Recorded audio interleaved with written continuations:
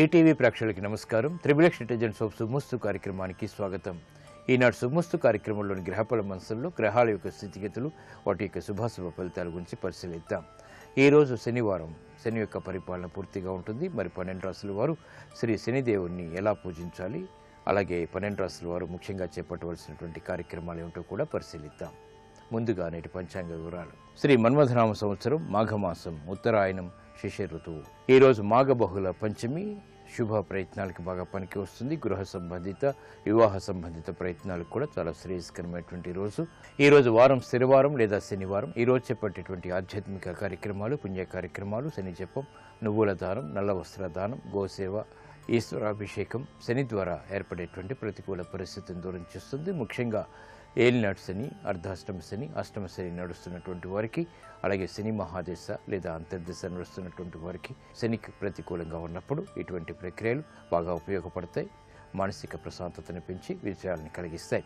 ఇక ఈరోజు నక్షత్రం చిత్తా నక్షత్రం. ఈ చిత్తా నక్షత్రంలో ఈరోజు పుట్టేటువంటి వారికి కుజ మహాదశతోటి ప్రారంభమవుతుంది. ప్రస్తుతం కుజుడు యొక్క స్థితి స్వక్షేత్ర స్థితి, వృశ్చిక క్షేత్ర స్థితి.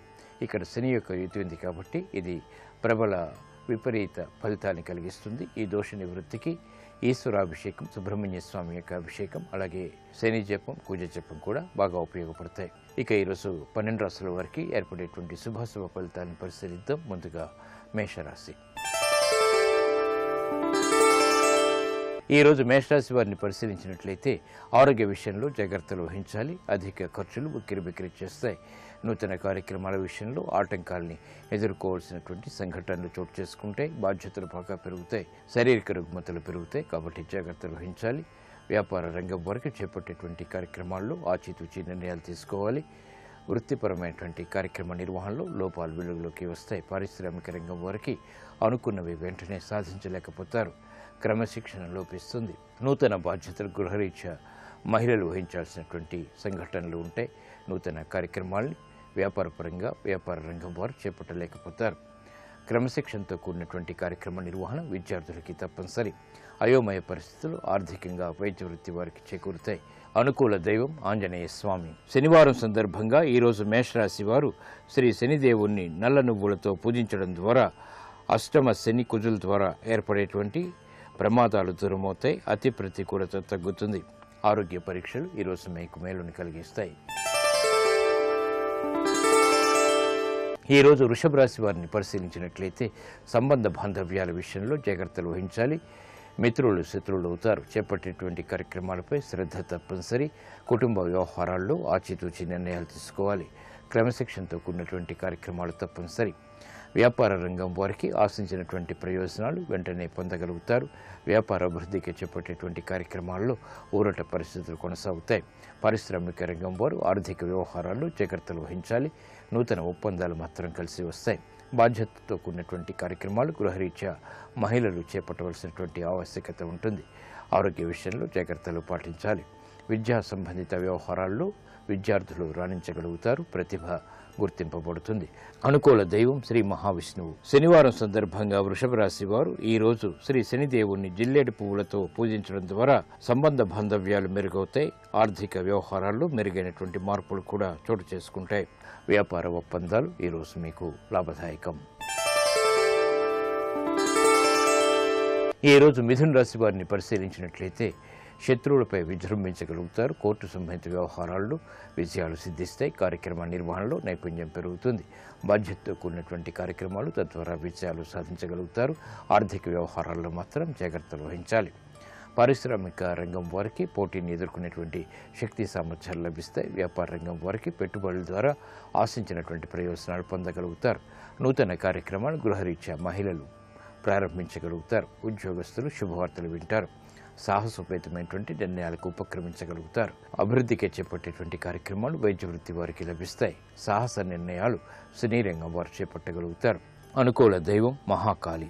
శనివారం సందర్భంగా మిథున రాశి వారు ఈరోజు శ్రీ శనిదేవుణ్ణి నల్ల వస్త్రంతో అలంకరించడం ద్వారా ఆశించినటువంటి ప్రయోజనాలు వెంటనే పొందగలుగుతారు. శత్రుభీతి పోతుంది. కోర్టు సంబంధిత వ్యవహారాలు, ప్రక్రియలు, సంభాషణలు ఈరోజు మీకు అనుకూలం. ఈరోజు కర్కాటక రాశి వారిని పరిశీలించినట్లయితే అనువైనటువంటి కార్యక్రమాలు ఆర్థికంగా చేకూరుతాయి. స్వతంత్ర నిర్ణయాలకు ఉపక్రమించగలుగుతారు. రాజకీయ వ్యవహారాల్లో ఏర్పడినటువంటి ప్రతికూలత తగ్గుతుంది. ప్రయాణాల విషయంలో జాగ్రత్తలు వహించాలి. కార్యక్రమ నిర్వహణలో లోపాలు వెలుగులోకి వస్తాయి. పారిశ్రామిక రంగం వారికి అభివృద్ధి గోచరిస్తుంది. ఆర్థిక వ్యవహారాలు కలిసి వస్తాయి. వ్యాపార రంగం వారికి ఒప్పందాలు రాణిస్తాయి. ఆశాజనకమైనటువంటి వాతావరణం ఆర్థికంగా కొనసాగుతుంది. నూతన కార్యక్రమాలు గృహరీత్యా మహిళలు చేపట్టగలుగుతారు. శుభ ప్రయత్నాలు ఫలిస్తాయి. శుభవార్తలు వింటారు. ఆర్థిక వ్యవహారాలు సినీ రంగం వారికి కలిసి వస్తాయి. వినోదాల్లో పాల్గొంటారు. అనుకూల దైవం దక్షిణామూర్తి. శనివారం సందర్భంగా కర్కాటక రాశి వారు ఈరోజు శనిదేవుణ్ణి నల్ల నువ్వులతో పూజించడం ద్వారా ఆశించినటువంటి ప్రయోజనాలు దక్కుతాయి. ఆర్థిక లావాదేవీలు, సంభాషణలు, ప్రక్రియలు ఈరోజు మీకు అనుకూలం.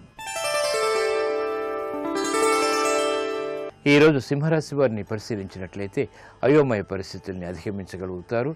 ఆత్మవిశ్వాసంతో చేపట్టేటువంటి కార్యక్రమాల ద్వారా మాత్రమే విజయాలు సాధించగలుగుతారు. క్రమశిక్షణ ఆర్థికంగా తప్పనిసరి.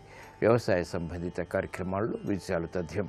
చేపట్టేటువంటి కార్యక్రమాలు వైద్య వృత్తి వారికి కలిసి వస్తాయి. నూతన కార్యక్రమాలు వ్యాపారపరంగా కూడా లాభిస్తాయి. చేపట్టేటువంటి వ్యవహారాలు గృహపరంగా ఆనందకర పరిస్థితుల్ని కలిగిస్తాయి. గృహిణులు శుభవార్తలు వింటారు. నూతన కార్యక్రమాల ద్వారా ఏర్పడినటువంటి ప్రయోజనాల్ని సాధించగలుగుతారు. అభివృద్ధి వైద్య వృత్తి వారికి చేకూరుతుంది. సాఫ్ట్వేర్ రంగం వారికి ఆర్థిక వ్యవహారాలు కలిసి వస్తాయి.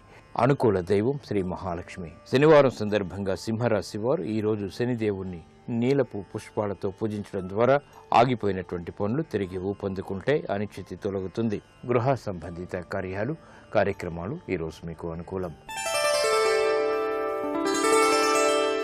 ఈరోజు కన్యారాశి వారిని పరిశీలించినట్లయితే ఆర్థిక అభివృద్ధి గోచరిస్తుంది. నూతన కార్యక్రమాలు చకచకా పూర్తి చేయగలుగుతారు. అభివృద్ధి కార్యక్రమాలు వ్యాపారపరంగా రాణిస్తాయి. నూతన వ్యవహారాల్లో ఏర్పడినటువంటి ప్రతికూలత తగ్గుతుంది. బాధ్యతలు పెరిగినప్పటికీ సక్రమ నిర్వహణ కొనసాగించగలుగుతారు. వ్యవసాయ రంగం వారికి అభివృద్ధి గోచరిస్తుంది.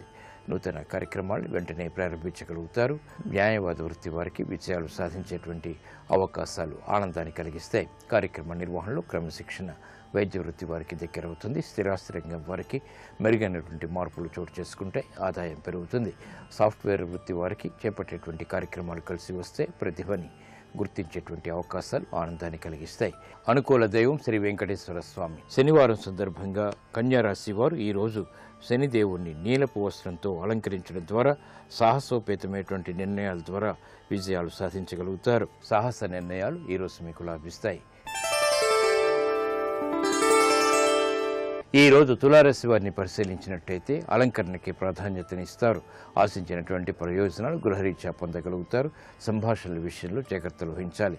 ఆర్థిక వ్యవహారాల్లో అనుకూల పరిస్థితులు, ప్రతికూల పరిస్థితులు సమాంతరంగా ఉంటాయి. చేపట్టేటువంటి కార్యక్రమాలపై శ్రద్ధ తప్పనిసరి. వ్యాపార రంగం వారికి అనువైనటువంటి మార్పులు ఆర్థికంగా చోటు చేసుకుంటాయి. ప్రతికూల పరిస్థితుల్ని ఎదుర్కోగలుగుతారు. ఆశించినటువంటి ప్రయోజనాలు పారిశ్రామిక రంగం వారికి మొదట ప్రతికూలతను కలిగించినప్పటికీ తర్వాత అనుకూల పరిస్థితులు ఏర్పడతాయి. ఆనందాన్ని కలిగిస్తాయి. కార్మిక రంగం వారికి అభివృద్ధి గోచరిస్తుంది. నూతన కార్యక్రమాల్ని వేగవంతంగా ప్రారంభించగలుగుతారు. సినీ రంగం వారికి చేపట్టేటువంటి కార్యక్రమాల్లో ప్రోత్సాహం లభిస్తుంది. అనుకూల దైవం శ్రీ లక్ష్మీ నరసింహస్వామి. శనివారం సందర్భంగా తులారాశి వారు ఈరోజు శనిదేవుణ్ణి ఆముదంతో అభిషేకించడం ద్వారా ఆశించినటువంటి ప్రయోజనాలు దక్కుతాయి. ఏలినాటి శని దోషం తగ్గుతుంది. విఘ్నాలు కనుమరుగవుతాయి. విదేశీ సంబంధిత లావాదేవీలు, ప్రక్రియలు, సంభాషణలు ఈరోజు మీకు లాభదాయకం. ఈరోజు వృశ్చిక రాశి వారిని పరిశీలించినట్లయితే బాధ్యతలు బాగా పెరుగుతాయి. శ్రమ అధికంగా ఉంటుంది. మానసిక రుగ్మతల్ని నియంత్రించలేకపోతారు. చేపట్టేటువంటి కార్యక్రమాలపై శ్రద్ధ తప్పనిసరి. పెట్టుబడుల విషయంలో ఏర్పడినటువంటి ఆందోళన ప్రబలమవుతుంది. వ్యాపార రంగం వారు ఆచితూచి నిర్ణయాలు తీసుకోవాలి. ఒప్పందాల ద్వారా ఏర్పడినటువంటి ప్రతికూల పరిస్థితులను ధైర్యంతో ఎదుర్కోలేకపోతారు. పారిశ్రామిక రంగం వారికి పోటీ పెరుగుతుంది. కార్యక్రమ నిర్వహణలో క్రమశిక్షణ లోపిస్తుంది. వైద్య వృత్తి వారికి ఆందోళనకర పరిస్థితులు ఉన్నప్పటికీ తిరిగి సద్దుమణుగుతాయి. సినీ రంగం వారికి నష్టాల్ని భర్తీ చేసుకునేటువంటి కార్యక్రమ నిర్వహణలో ఆందోళనకర పరిస్థితులు కొనసాగుతాయి. చేపట్టలేనటువంటి కార్యక్రమాలు, తద్వారా అసంతృప్తి సంఘటనలు కూడా ఉంటాయి. అనుకూల దైవం సుబ్రహ్మణ్య స్వామి. శనివారం సందర్భంగా వృశ్చిక రాశి వారు ఈరోజు శనిదేవుణ్ణి నీలపు పుష్పాలతో పూజించడం ద్వారా శారీరక రుగ్మతలు కనుమరుగవుతాయి. ఆరోగ్య పరీక్షలు ఈరోజు మీకు మేలును కలిగిస్తాయి. ఈరోజు ధనుసు రాశి వారిని పరిశీలించినట్లయితే సాహస నిర్ణయాలకు ఉపక్రమించగలుగుతారు. రాజకీయ వ్యవహారాల్లో ఏర్పడినటువంటి ప్రతికూలత తగ్గుతుంది. కార్యక్రమ నిర్వహణలో క్రమశిక్షణకి చేసేటువంటి ప్రయత్నాలు కలిసి వస్తాయి. మహిళలు ఆనందకర సంఘటనల్ని ఆహ్వానించగలుగుతారు. గృహ విషయాల్లో శుభవార్తలు వింటారు. ఉద్యోగస్తులకి అనువైనటువంటి కార్యక్రమాల ద్వారా విజయాలు సిద్ధిస్తాయి. ప్రాధాన్యత పెరుగుతుంది. క్రీడారంగం వారికి ఆశించినటువంటి ప్రయోజనాలు దక్కుతాయి. ప్రతిభను గుర్తించేటువంటి అంశాలు ఆనందాన్ని కలిగిస్తాయి. వినోదాల్లో పాల్గొంటారు. సాఫ్ట్వేర్ రంగం వారికి అభివృద్ధి గోచరిస్తుంది. ఉన్నతికే చేపట్టేటువంటి కార్యక్రమాలు వృత్తిపరంగా ఆనందాన్ని కలిగిస్తాయి. అనుకూల దైవం శ్రీ మహాలక్ష్మి. శనివారం సందర్భంగా ధనుస్సు రాశి వారు ఈరోజు నువ్వుల నూనెతో శ్రీ శనిదేవుని అభిషేకించడం ద్వారా క్లిష్ట సమస్యలకు పరిష్కారాలు పొందగలుగుతారు. వ్యాపార దక్షత పెరుగుతుంది. వాహన కొనుగోళ్లు వంటివి ఈరోజు మీకు లాభదాయకం. ఈరోజు మకర రాశి వారిని పరిశీలించినట్లయితే ఆర్థిక వ్యవహారాల్లో మొదట ప్రతికూలత, తర్వాత అనుకూలత ఏర్పడతాయి. పిల్లల విషయంలో శ్రద్ధ తప్పనిసరి. ప్రయాణాల విషయంలో ఏర్పడినటువంటి ప్రతికూల పరిస్థితుల్ని ఎదుర్కోగలుగుతారు. వ్యవహారిక విషయాల్లో ఆశించినటువంటి ప్రయోజనాలను క్రమక్రమంగా పొందగలుగుతారు. బాధ్యతల్ని సక్రమంగా నిర్వహించలేకపోయినప్పటికీ ఆశించినటువంటి ప్రయోజనాల్ని ఆలస్యంగానైనా పొందగలుగుతారు. ఆర్థిక వ్యవహారాలు పారిశ్రామిక రంగం వారికి మొదట ప్రతికూలత, తర్వాత అనుకూలతని కలిగిస్తాయి. వ్యాపార నిర్ణయాల విషయంలో వ్యాపార రంగం వారు జాగ్రత్తలు పాటించాలి. లాభదాయకమైనటువంటి కార్యక్రమ నిర్వహణ వైద్య వృత్తి వారికి కలిసి వస్తుంది. గృహ విషయాల్లో మహిళలు ఆశించినటువంటి ప్రయోజనాలు పొందగలుగుతారు. అనుకూల దైవం మహాగణపతి. శనివారం సందర్భంగా మకర రాశి వారు ఈరోజు శనిదేవుణ్ణి ఆముదపు గింజలతో పూజించడం ద్వారా లాభదాయకమైనటువంటి కార్యక్రమాలు, తద్వారా విజయాలు చేకూరుతాయి. వ్యాపార ఒప్పందాలు ఈరోజు మీకు ఊరట కలిగిస్తాయి. ఈరోజు కుంభరాశి వారిని పరిశీలించినట్లయితే రాజకీయ లబ్ధికే చేపట్టేటువంటి కార్యక్రమాల్లో ఆలస్యంగా విజయాలు సాధించగలుగుతారు. సంబంధ బాంధవ్యాలు మెరుగుతాయి. చేపట్టేటువంటి కార్యక్రమాల్లో అలసత్వం ఉన్నప్పటికీ నెట్టుకు రాగలుగుతారు. ఉద్యోగ సంబంధిత ప్రయత్నాలు ఫలిస్తాయి. వ్యవహారాల్లో చుక్కెదురు పరిస్థితుల్ని వ్యాపార రంగం వారు ఎదుర్కోగలుగుతారు. ఆశించినటువంటి సంబంధ బాంధవ్యాలు పారిశ్రామిక రంగం వారికి దక్కుతాయి. గృహ విషయాల్లో శుభ పరిణామాలు చోటు చేసుకుంటాయి. మహిళలు ఆశించినటువంటి కార్యక్రమాలను గృహరీత్యా చేపట్టగలుగుతారు. ఆరోగ్య విషయంలో కూడా ప్రతికూలత తగ్గుతుంది. విద్యాపరమైనటువంటి విజయాలు విద్యార్థులు సాధించగలుగుతారు. సినీ రంగం వారికి కలిసి వస్తుంది. నూతన ఒప్పందాలు, తద్వారా విజయాలు సాధించగలుగుతారు. అనుకూల దైవం శ్రీ ఆంజనేయ స్వామి. శనివారం సందర్భంగా కుంభరాశి వారు ఈరోజు శనిదేవుణ్ణి ఆవు పాలతో అభిషేకించడం ద్వారా ఉత్తమ ప్రయోజనాలు సాధించగలుగుతారు. శుభవార్తలు వింటారు. ఉద్యోగ ప్రయత్నాలు ఈరోజు మీకు లాభదాయకం.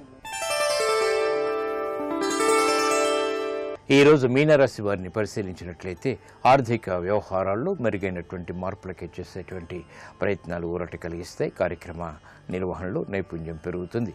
శత్రుభీతి కూడా పెరుగుతుంది. కోర్టు సంబంధిత వ్యవహారాల్లో జాగ్రత్తలు పాటించాలి. ఆర్థిక వ్యవహారాల్లో ఏర్పడినటువంటి ప్రతికూలతని మాత్రం ఎదుర్కోగలుగుతారు. గృహరీత్యా ఆశించినటువంటి ప్రయోజనాలు మహిళలు పొందగలుగుతారు. శుభ ప్రయత్నాలు, తద్వారా విషయాలు చేతికందుతాయి. పిల్లల అభివృద్ధి ఆనందాన్ని కలిగిస్తుంది. కోర్టు సంబంధిత వ్యవహారాల్లో న్యాయవాద వృత్తి వారికి మొదట ప్రతికూలత, తర్వాత అనుకూలత ఏర్పడతాయి. ఆశించినటువంటి ప్రయోజనాలు సినీ రంగం వారు పొందగలుగుతారు. అనుకూల దైవం శ్రీ మహావిష్ణువు. శనివారం సందర్భంగా మీనరాశి వారు ఈరోజు శనిదేవుణ్ణి నీలపు వస్త్రంతో అలంకరించడం ద్వారా ఆగిపోయినటువంటి పనులు తిరిగి ఊపందుకుంటాయి. విదేశీ సంబంధిత లావాదేవీలు, ప్రక్రియలు, సంభాషణలు ఈరోజు మీకు లాభదాయకం.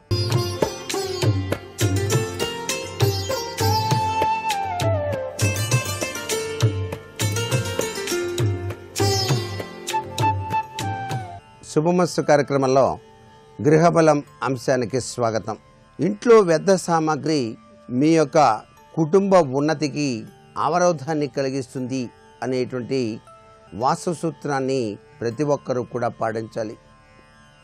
ఈ యొక్క వ్యర్థ సామాగ్రిని అంతా ఎక్కడ ఉంచాలి? మరి ఆ చెత్త చెదారం సంగతి అలా ఉంచితే కొన్ని పనికొచ్చే సామాన్లు ఉంటాయి, ప్రస్తుతానికి ఉపయోగించటం లేదు. ఆ సామాన్లు ఎక్కడ ఉంచాలి? దానికి వాస్తుశాస్త్రరీత్యా ఏదైనా ముఖ్యమైనటువంటి విశేషాంశాలు ఉన్నాయా అని చెప్పేసి ఆలోచన చేస్తే, చెత్త సామాను గది అనేటువంటిది నైరుతి మూల నిర్మాణం చేయటం చాలా మంచిది. ఖాళీగా ఉన్న నైరుతి మూల. ఒక ఇల్లు కట్టిన తర్వాత ఆ ఇంటికి నైరుతి మూల గనక ఖాళీగా ఉన్నట్లయితే అక్కడ ఒక షెడ్ వేసి ఆ షెడ్లో పనికిరాని మరలా భవిష్యత్తులో కొన్ని ఉపయోగించేటువంటి సామాన్లు ఏమైనా ఉంటే వాటిని కూడాను ఆ గదిలో ఏర్పాటు చేసుకునేటువంటి పరిస్థితి. ఆ గది నిర్మాణం చేసేటప్పుడు కూడా గది తలుపుకు నల్ల రంగు వేయటం మంచిది. గది తలుపు రేకు లేక ఇనుప తలుపుగా ఉండటం చాలా మంచిది. అయితే ఆ గదికి తలుపు పెట్టేటప్పుడు ఒక రెక్కే ఉండాలి, 2 రెక్కల తలుపు మాత్రం పెట్టకూడదు. ఈ యొక్క వ్యర్థ పదార్థాలు లేక వ్యర్థ సామాగ్రిని ఉంచేటువంటి గదిలో తలుపు ఎత్తు వెడల్పు కూడాను తక్కువగానే ఉండాలి. గది కింద సొరుగులు గూళ్ళు అనేటువంటివి మాత్రం ఎటువంటి పరిస్థితుల్లో ఉంచకూడదు. ఆ గదిలో నీళ్లు అనేటువంటివి అసలు ఉంచకూడదు.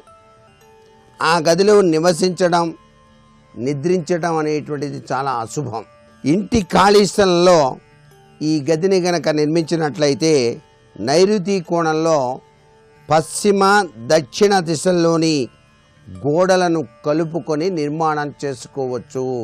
భూఖండంలోని నైరుతి మూలలో అనిష్ట శక్తులు విరివిగా కూడి ఉంటాయి కనుక చెత్త గదులు అయినా ఆ మూలను ఖాళీగా ఏమాత్రం ఉంచకూడదు.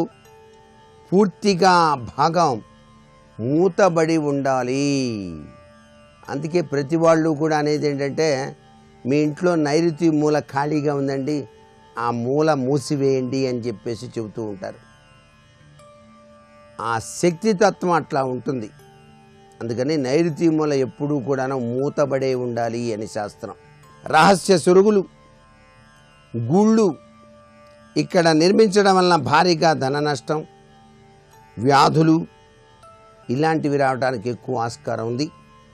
ప్రతిరోజు ఉపయోగించిన ఇనుప సామాన్లు, ఇనుప పనిముట్లు, ఉపకరణాలు, చాకులు, కత్తెరలు, తోట పని సామాను వంటివి ఈ యొక్క నైరుతి మూల గదిలో ఉంచుకోవటం సర్వశ్రేయోదాయకం.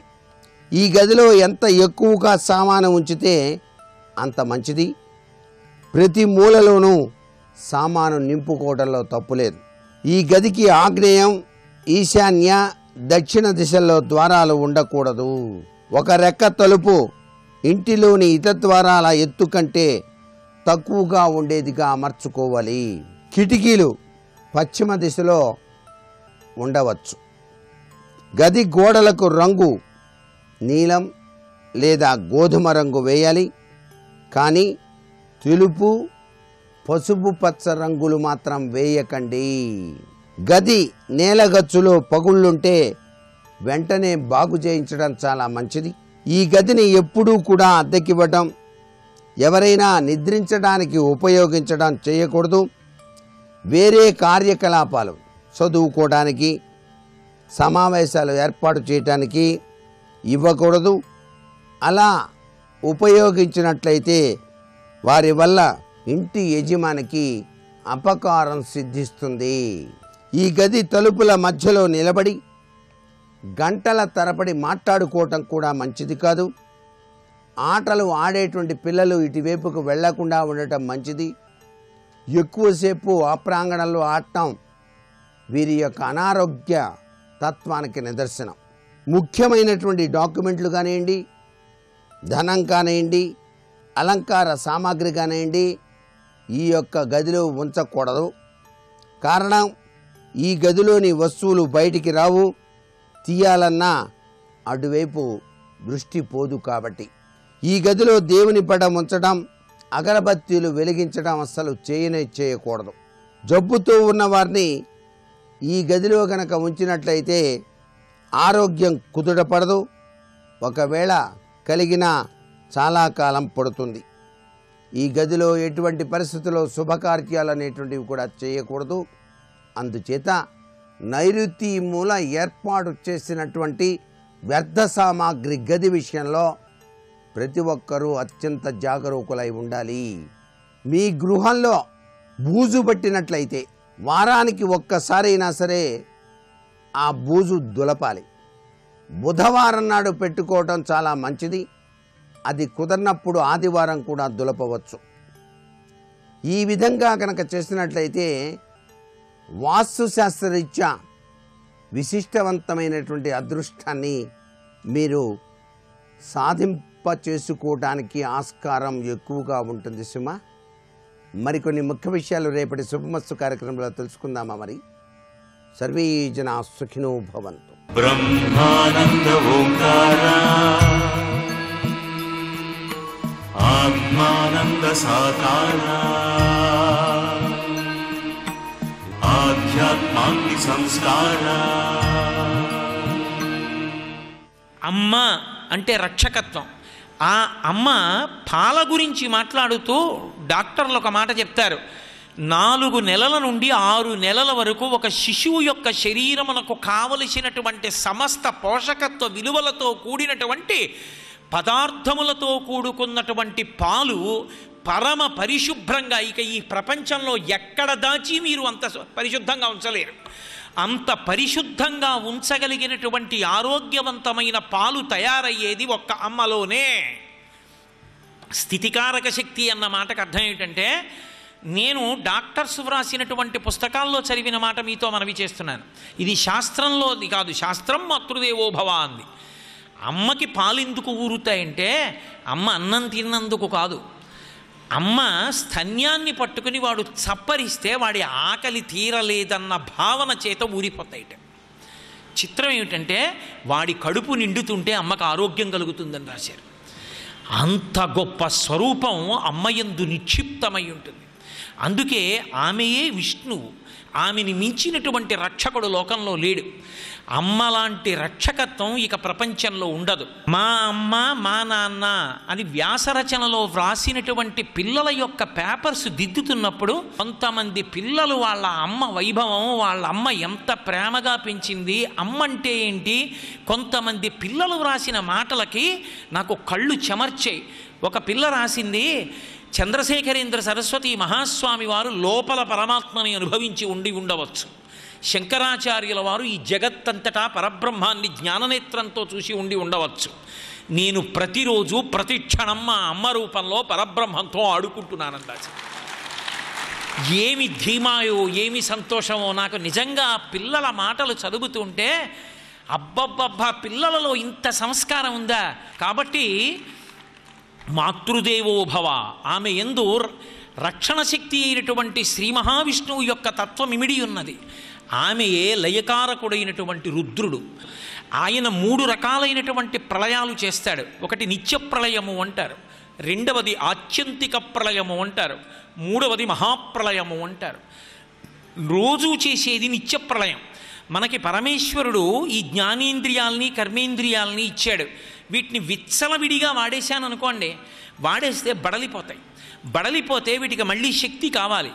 రాత్రి వెళ్ళి పడుకుంటే నిద్రాకాలిక సుఖాన్నిచ్చి, ఆయనేం బాధ పెట్టడం, నిద్రాస్వరూపమైనటువంటి సుఖాన్నిచ్చి ఆ సుఖం అనుభవిస్తూ ఉండగా రాత్రి మళ్ళీ ఇంద్రియాలకన్నిటికీ కూడా పటుత్వం ఇస్తాడు, శక్తిని ఇస్తాడు.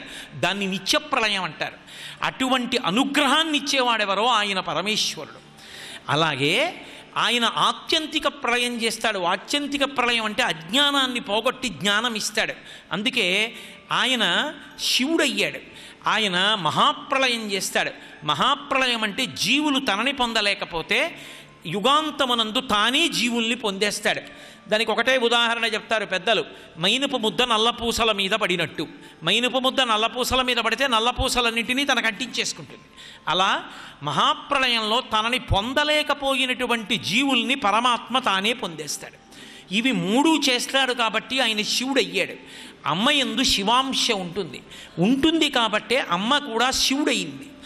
ఎలా ఉంటుంది అంటే, అమ్మ చేసేటటువంటి చాలా గొప్ప పని ఏది అంటే నిద్రపుచ్చుట.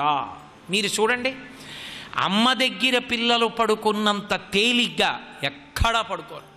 ఎంత అల్లరి చేస్తూ ఉండనివ్వండి, అమ్మ ఒక్కసారి ఎత్తుకుని భుజం మీద పడేసుకుని ఇలా వీపు మీద జో కొడుతూ పడుకోబెట్టింది అనుకోండి, అలా పడుకోబెట్టినంత మాత్రం చేత ఆ పిల్లలు అమ్మ చేతి స్పర్శ తగిలితే చాలు, అమ్మ నోటి పాట వింటే చాలు, అమ్మ నోటి మాట వింటే చాలు నిద్రైపోతారు. అమ్మ ఎంత సంతోషమో వాళ్ళకి. అమ్మతో సంతోషం పొందడానికి అమ్మ పవిట కొంగు చాలు.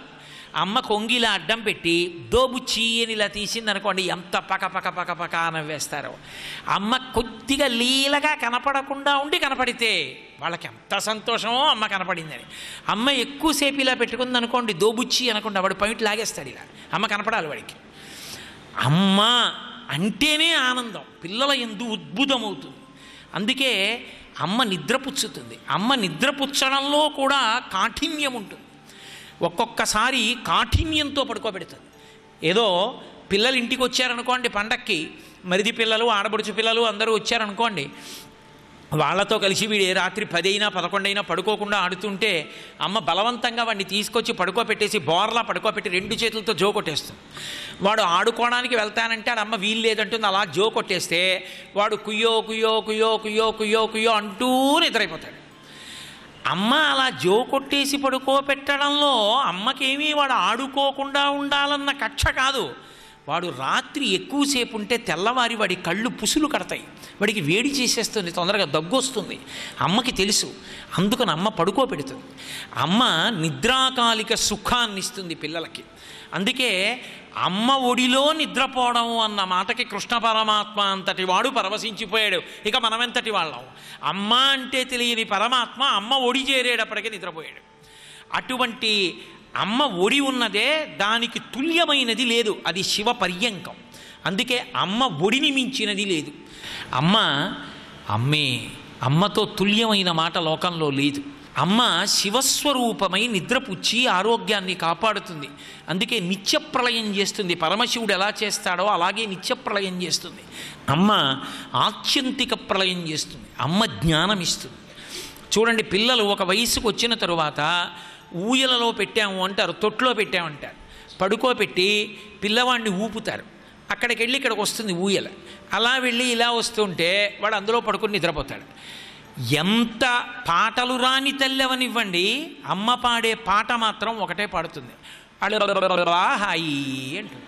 ఏమిటా పాట అంటే మొదటి గురువు అయి నిలబడుతుంది. ఓరి పిచ్చాడా, నేను నా నోటితో అమంగళం పలకకూడదు, నీకు ఈ తిరగడం అలవాటైపోయిందిరా, ప్రయోజనం లేని తిరుగుడు. పునరపి జననం పునరపి మరణం పునరపి జననీ జఠరే చైనం జిహతంతారే బహుదుస్తారే కృపయాపారే పహిమురారే. అక్కడ వదిలిపెట్ట ఇక్కడ పుట్ట, అక్కడ వదిలిపెట్ట అక్కడ పుట్ట, ఇలా వెళ్ళను ఇలా రాను, అది బాగుందని పడుకుని సుఖపడుతుండను, ఇది కాదురా ఇది హాయి, అది అందుకో, అది అందుకోవడం సుఖం అని ఊయల ఊపడంలో మొదటి వేదాంతం చెప్తుందమ్మ. ఇంకొంచెం పెద్దవాడైతే అమ్మ గోరుముద్దలు తినిపిస్తూ కథలు చెప్తుంది. కథలు చెప్పిన ప్రతి అమ్మ ఓ మాట చెప్తుంది, వాడు ఆఖరి ముద్ద తినేస్తాడు. అమ్మ అన్నం పెట్టినట్టుగా పెట్టగలిగిన వ్యక్తి ఇక సృష్టిలో మాత్రం ఉండదు. ఒకసారి అమ్మ వెళ్ళిపోతే ఇక అలా అన్నం తినడం, అలా పెట్టే వ్యక్తి అమ్మలా అంటామేమో కానీ అమ్మలా అన్నం పెట్టడం ఎవరికీ సాధ్యం కాదు.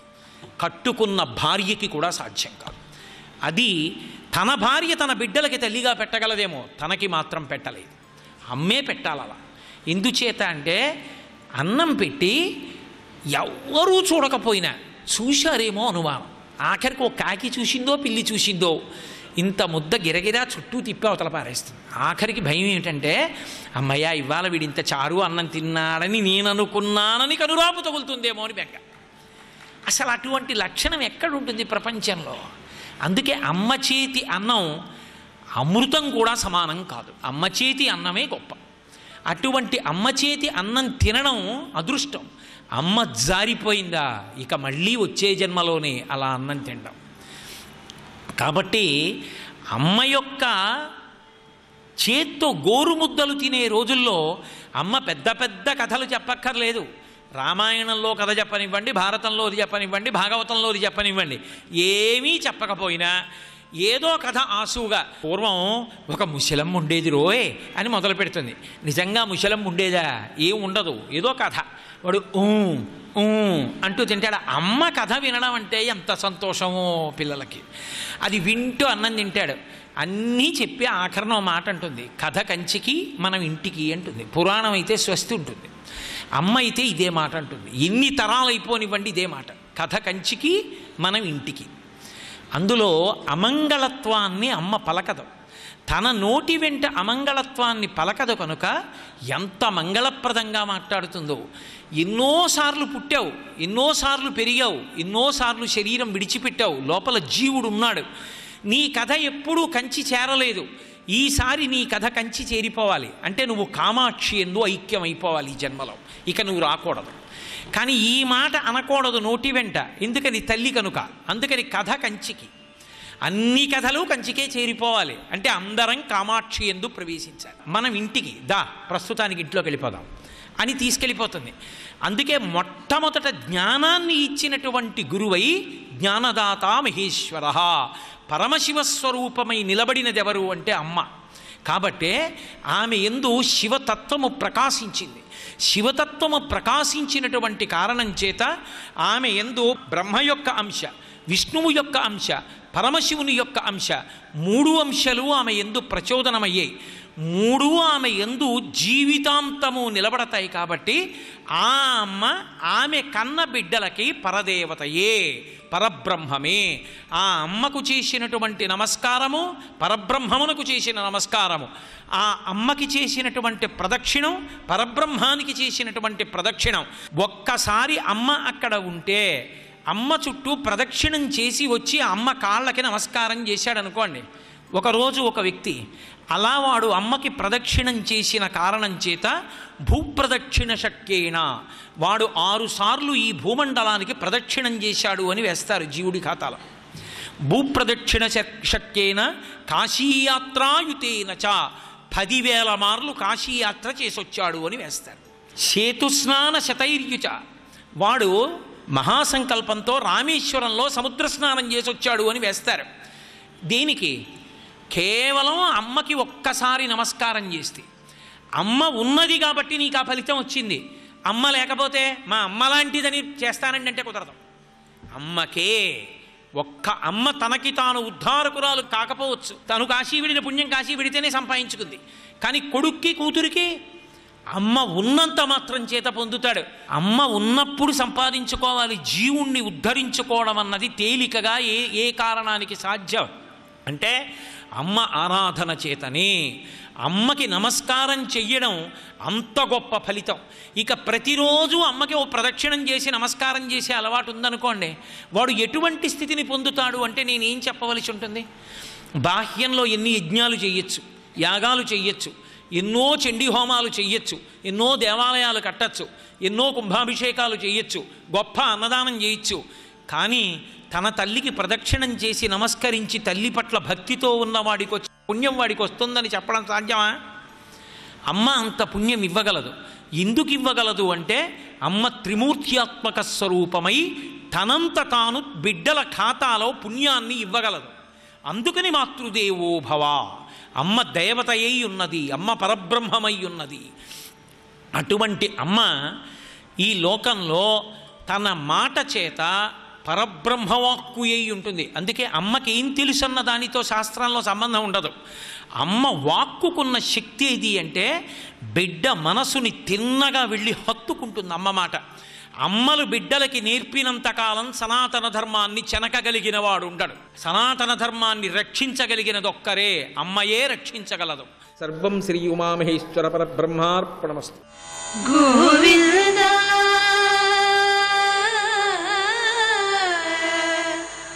గోవింద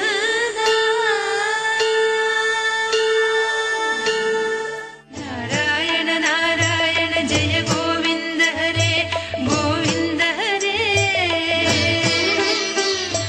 నారాయణ నారాయణ జయ గోపాల హరే గోపాల హరే.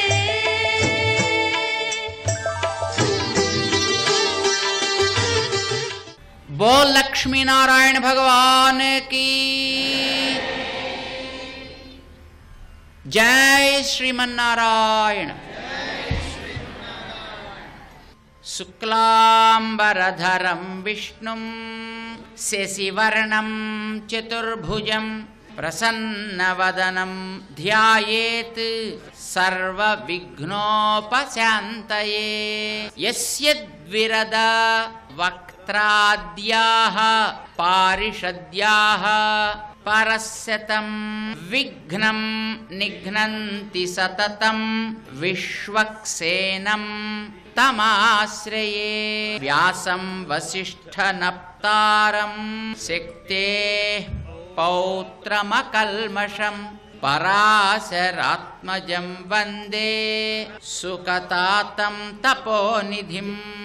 వ్యాసాయ విష్ణురూపాయ వ్యాసరూపాయ విష్ణవే నమో వై బ్రహ్మ నిధయే వాసిష్ఠాయ నమో నమః. ఇంతవరకు విశ్వక్సేనుడి యొక్క వ్యాసుడి యొక్క స్తుతులయ్యాయి. అవికారాయ శుద్ధాయ నిత్యాయ పరమాత్మనే సదైకరూపరూపాయ విష్ణవే సర్వజిష్ణవే. యస్య స్మరణమాత్రేణ జన్మ సంసార బంధనాత్ విముచ్యతే. నమస్తస్మై విష్ణవే ప్రభవిష్ణవే. ఓం నమో విష్ణవే ప్రభవిష్ణవే. శ్రీవైశంపాయన ఉవాచ శ్రుత్వా ధర్మానశేషేణ పావనాని చ సర్వతః యుధిష్ఠిరం శాంతనవం పునరేవాభ్యభాషత. యుధిష్ఠిర ఉవాచ. ఇది భారతంలో వైశంపాయనుడు ఉపదేశం చేస్తున్నాడు. అక్కడ ఉండేటటువంటి మహానుభావులైనటువంటి శౌనకాది మహామునులకి ఆయన చెప్పాడు ఆవిడ ఏం జరిగింది అనేది నేరుగా రాసిన ఆయన. కిమేకం దైవతం లోకే కిం వాప్యేకం పరాయణం స్తువంతః కం కమర్చంతః ప్రాప్నుయుః మానవా శుభం. కో ధర్మః సర్వధర్మాణాం భవతః పరమో మతః. కిం జపన్ ముచ్యతే జంతుః జన్మ సంసార బంధనాత్. శ్రీ భీష్మ ఉవాచ.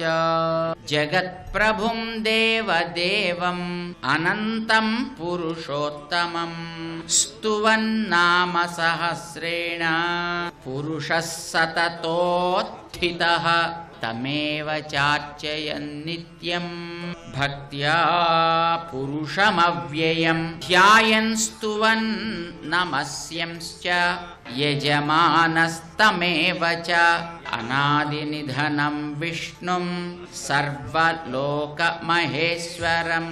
లోకాధ్యక్షం స్తువన్ నిత్యం సర్వదుఃఖాతిగో భవేత్. బ్రహ్మణ్యం సర్వధర్మజ్ఞం లోకానాం కీర్తివర్ధనం.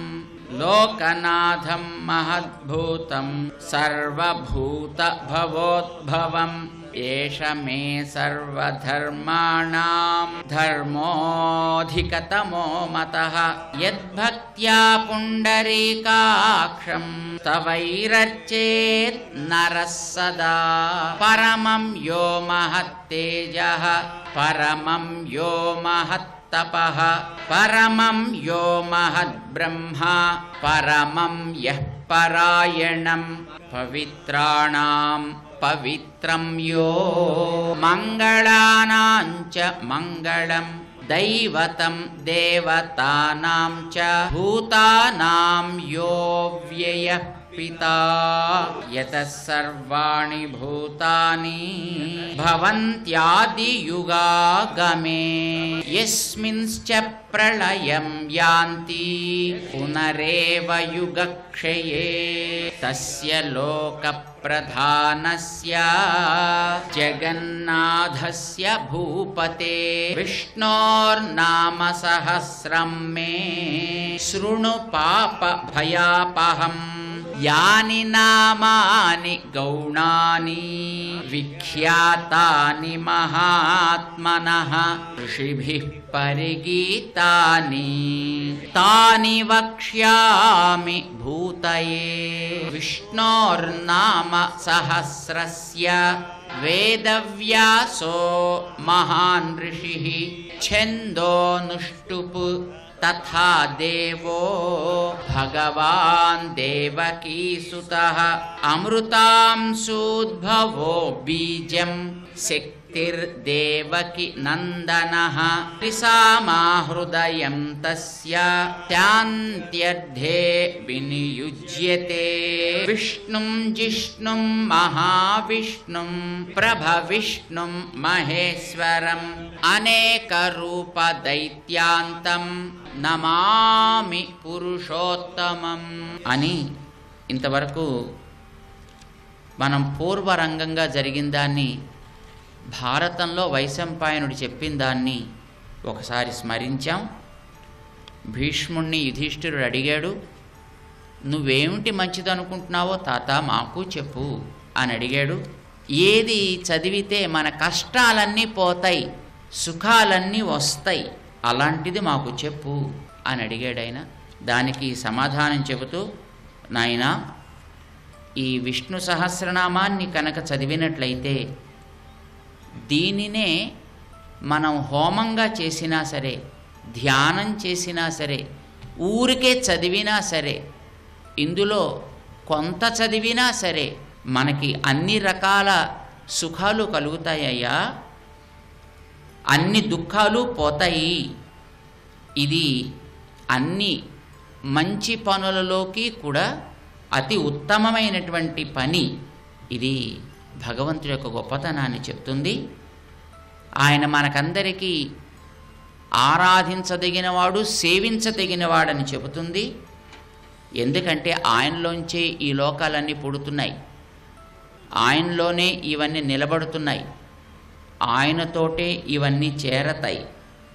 అందుకోసమనే ఆయన్ని కనుక మనం తలిస్తే అన్నిటినీ ఆయన మనకి బాగు చేస్తాడు. ఇది ఋషులు సేకరించి ఇచ్చినటువంటి నామాలయ్యా, దీన్ని ఇప్పుడు మనం చదువుతున్నాము అని ఈ స్తోత్రం చదివేటప్పుడు అది ఎలా ఎలా మన లోపల ఉండి మనని కాపాడుతుందో చెబుతున్నారు. ఇప్పుడు దాన్ని మనం చెప్తాం.